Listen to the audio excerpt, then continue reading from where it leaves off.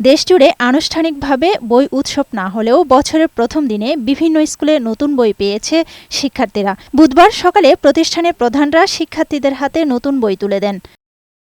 চট্টগ্রামে বছরের প্রথম দিনে নগরীর বিভিন্ন স্কুলের শিক্ষার্থীদের হাতে তুলে দেওয়া হয় নতুন বই। নতুন বইয়ের জন্য শিক্ষার্থীদের পাশাপাশি বিভিন্ন স্কুলে ভিড় করেন অভিভাবকরাও।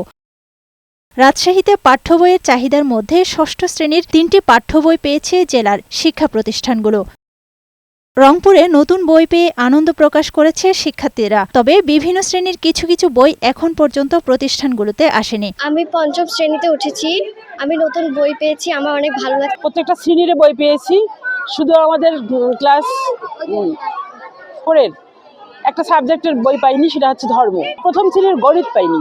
বছরের শুরুতে বই বিতরণ করা হয়েছে বরিশালে। সকালে নগরীর বরিশাল কালেক্টরেট স্কুল অ্যান্ড কলেজে বই বিতরণ করেন জেলা প্রশাসক দেলোয়ার হোসেন। আজকে নতুন বই আমরা বিতরণ করেছি। আমাদের ক্লাস 1 থেকে 3 পর্যন্ত আমাদের সকল বই চলে এসেছে।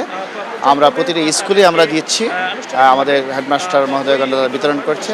জানুয়ারি মাসের মধ্যে আমরা সকল শ্রেণীতে আমরা সব বই আমরা বিতরণ করতে পারবো। খুলনায় বছরের প্রথম দিনে আংশিক বই বিতরণ কার্যক্রম শুরু হয়েছে। জেলার প্রাথমিক স্তরে বইয়ের চাহিদা রয়েছে 9,82,000।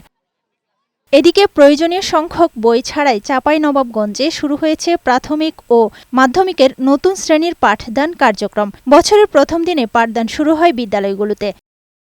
নাটোর জেলার প্রাথমিক ও প্রাথমিক বিদ্যালয়ের 3য় শ্রেণী পর্যন্ত সকল বিষয়ের বই বিতরণ করা হয়েছে। এছাড়া লক্ষ্মীপুর ও নীলফামারীতে বছরের প্রথম দিনে বই হাতে পেয়ে উচ্ছ্বসিত প্রাথমিক ও মাধ্যমিক স্তরের শিক্ষার্থীরা। আফরোজা সুলতানা, বৈশাখী সংবাদ।